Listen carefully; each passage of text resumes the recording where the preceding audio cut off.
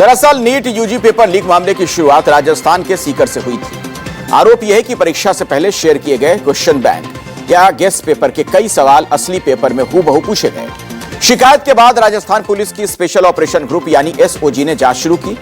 जांच में सामने आया कि परीक्षा के सवाल 2 दिन पहले ही सीकर में छात्रों के पास व्हाट्सएप और दूसरे एनक्रिप्टेड मैसेजिंग ऐप के माध्यम से पहुंच गए थे। जांचकर्ताओं का दावा यह कि बरामद सामग्री में फिजिक्स, केमिस्ट्री और बायोलॉजी के हस्तलिखित प्रश्न शामिल थे, जिनकी लिखावट एक जैसी थी। छात्रों तक पहुंचे कथित क्वेश्चन बैंक में फिजिक्स, केमिस्ट्री और बायोलॉजी के 410 सवाल हैं। ये सभी हाथ से लिखे गए और इनकी हैंडराइटिंग भी एक ही है। इसमें से 120 सवाल हूबहू नीट के पेपर में आए। नीट के पेपर में कुल 180 सवाल हल करने के होते हैं। प्रत्येक सवाल 4 अंक का होता है, यानी 720 में से 480 नंबर के सवाल सीधे क्वेश्चन बैंक से ही आ गए। किसी विशेष गेस्ट पेपर या क्वेश्चन बैंक से परीक्षा में कुछ सवाल हूबहू आने की संभावना रहती है, लेकिन इतनी बड़ी संख्या में सवाल हूबहू मेल खाने की संभावना आमतौर पर नहीं होती, वो भी देश की ऐसी परीक्षा में जो सबसे मुश्किल एग्जाम के तौर पर जानी जाती है। इस परीक्षा में एक एक नंबर से रैंक ऊपर नीचे हो जाती है और यह मामला इसलिए भी गंभीर है क्योंकि कई प्रश्नों में उत्तर विकल्पों का जो क्रम भी परीक्षा से पहले शेयर की गई सामग्री से मेल खाता है। राजस्थान एसओजी की जांच में प्राइवेट माफिया नाम का एक व्हाट्सएप ग्रुप भी मिला है। इस ग्रुप में करीब 400 सदस्य बताए जाते हैं। ग्रुप के कैप्शन में लिखा गया था कि यह ग्रुप सिर्फ लीक एग्जाम पेपर अपलोड करने के लिए बनाया गया है और पेपर्स को ग्रुप से बाहर फॉरवर्ड न करने की भी चेतावनी दी गई थी। अब तक यह आंकड़ा तो सामने नहीं आया कि कथित क्वेश्चन बैंक कितने छात्रों तक पहुंचा, लेकिन यह संख्या बड़ी होने की आशंका है। दरअसल जिन लोगों को यह व्हाट्सएप पर मिला, उसमें जो बातें लिखी गई हैं उसमें मैसेज के साथ फॉरवर्डेड मेनी टाइम्स लिखा जा रहा था। राजस्थान एसओजी ने 20 से अधिक लोगों से पूछताछ की और कई संदिग्धों को भी हिरासत में लिया है। सीबीआई जल्द ही रेगुलर केस दर्ज करके जांच शुरू करेगी। केस दर्ज करने के बाद सीबीआई राजस्थान के एसओजी से केस फाइल, दस्तावेज और अब तक जुटाए गए सबूत अपने कब्जे में लेगी। साथ ही नेशनल टेस्टिंग एजेंसी से भी जानकारी ली जाएगी, रिकॉर्ड्स लिए जाएंगे। अब तक की जानकारी के मुताबिक पेपर लीक का नेटवर्क कई राज्यों तक फैला हुआ है। जो जानकारी हमें मिल रही है, नीट 2026 का यह पेपर नासिक की प्रिंटिंग प्रेस में कॉपी किया गया था।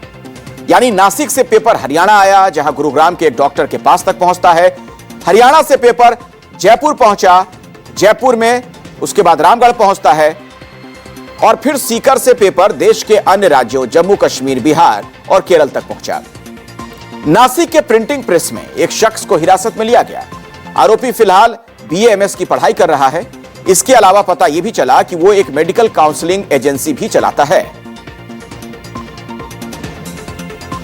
आज सवेरे राजस्थान पुलिस से एक रिक्वेस्ट आई थी। नीट परीक्षा मामले में एक व्यक्ति को हिरासत में लेने के लिए रिक्वेस्ट की गई थी। Accordingly Nashik police crime branch unit 2 ने एक व्यक्ति को हिरासत में लिया है। राजस्थान पुलिस का एक पथक यहाँ पे आने वाला है उस एक्यूज को हिरासत में लेने के लिए। अकॉर्डिंगली इस एक्यूज को उनके हिरासत में दे दिया जाए। ये जो व्यक्ति था, इसने पूरे इसके बाल कटवा दिए थे, इसलिए इसको पहचानने में दिक्कत हो रही थी। लेकिन टेक्निकल एनालिसिस और जो सूझबूझ को सामने रखते हुए लोगों ने क्राइम ब्रांच यूनिट 2 की टीम ने उसे हिरासत में लिया है। बिहार में भी परीक्षा माफिया ने बड़ी सेटिंग की थी और एक सॉल्वर गैंग एक्टिव था वहां। नीट एग्जाम से चंद घंटे पहले यानी 2 मई की रात नालंदा की पावापुरी थाना पुलिस ने गाड़ी चेकिंग के दौरान 2 लग्जरी गाड़ियों में से 3 लोगों को गिरफ्तार किया था। इनमें मुख्य आरोपी विम्स मेडिकल कॉलेज का एमबीबीएस छात्र अवधेश कुमार है। उसके मोबाइल की जांच में कई अहम सुराग मिले हैं। इस परीक्षा में सोल्वर बैठाने की जिम्मेदारी उसी की थी। सरगना की निशानदेही पर पुलिस ने मुजफ्फरपुर समेत कई जिलों में छापेमारी कर 4 और आरोपियों को गिरफ्तार किया था और अब तक इस मामले में कुल 7 आरोपियों को जेल भेजा जा चुका है। बिहार में इसका मास्टरमाइंड एक एमबीबीएस स्टूडेंट था। पुलिस की जांच में सामने यह आया कि गिरोह नीट परीक्षा पास कराने के लिए एक कैंडिडेट से 50 से 60 लाख रुपए तक वसूलता था। इसमें से 1.5 से 2 लाख रुपए एडवांस के तौर पर पहले ही ले लिए जाते थे। इसके बाद परीक्षा केंद्र पर असली कैंडिडेट की जगह सॉल्वर बैठाने की तैयारी की जाती थी। इससे पहले भी नीट एग्जाम के पेपर कई बार लीक हो चुके हैं।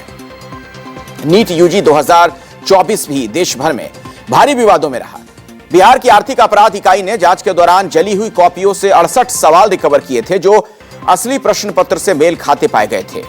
बाद में मामले की जांच सीबीआई को सौंपी गई थी। 2021 में नीट यूजी परीक्षा में सॉल्वर गैंग के जरिए प्रॉक्सी कैंडिडेट बैठाने का मामला सामने आया था। आरोप यह था कि कुछ छात्रों के परिवारों से मोटी रकम लेकर उनकी जगह दूसरे अभ्यर्थियों को परीक्षा में बैठाया गया था। 17 जुलाई 2022 की बात की जाए तो आयोजित नीट एग्जाम यूपी परीक्षा के बाद सीबीआई ने एक सॉल्वर गैंग के खिलाफ मामला दर्ज किया था। बाद में सीबीआई ने कई शहरों में छापेमारी करके आरोपियों को गिरफ्तार किया, चार्जशीट दाखिल की।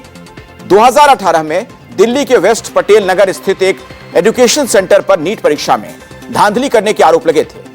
तब आरोप यह लगा था कि संस्थान छात्रों को परीक्षा पास करने का झांसा देता था और इसके बदले बड़ी रकम वसूलता था।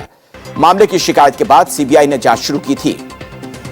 2015 में एआईपीएमटी पेपर लीक के तार कई राज्यों तक जुड़े पाए गए थे। सुप्रीम कोर्ट के ऐतिहासिक आदेश के बाद पूरी परीक्षा दोबारा कराई गई थी। इस मामले के बाद शिक्षा क्षेत्र से जुड़े लोग भी नाराजगी जता रहे हैं। 2 साल पहले 2024 में भी सेम घटनाएं हुई थी। सीबीआई इंक्वायरी हुई, कुछ नतीजा नहीं निकला, जिसका ये मनोबल बढ़ गया। फिर इस बार किया उन्होंने। लाखों बच्चों का भविष्य खराब होता है इससे, और कॉन्फिडेंस खराब हुआ अलग। और आपको सबसे अद्भुत बात क्या लगेगी, इसकी जानकारी किसी एजेंसी ने नहीं दिया, बल्कि इसकी जानकारी सबसे पहले बच्चों ने सरकार के पास पहुंचाई कि हमारा पेपर लीक हो गया है, देखिए यहाँ पर।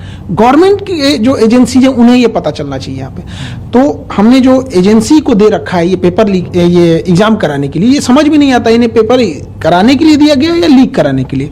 एनटीए को दिया गया, नेशनल टेस्टिंग एजेंसी, उसका नाम होना चाहिए नेवर ट्रस्टेबल एजेंसी। इसकी जांच किसको देंगे? सीबीआई को। सीबीआई कब कौन से नतीजे पे बढ़िया से उतरेगी, क्या हमसे कहां जाएगा बच्चों का, ये हम बता रहे हैं। अगर ये सीबीआई को गया ना, बच्चों का एमबीबीएस कंप्लीट होगा, तब तक इनकी जांच चलती रहेगी।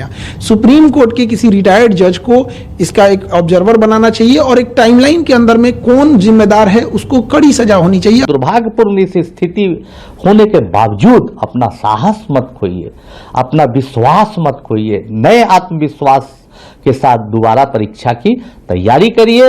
मेरा यकीन है सरकार जरूर महत्वपूर्ण कदम उठाएगी, अपराधियों को कठोर सजा मिलेगी, ऐसी घटनाओं की पुनरावृत्ति नहीं होगी।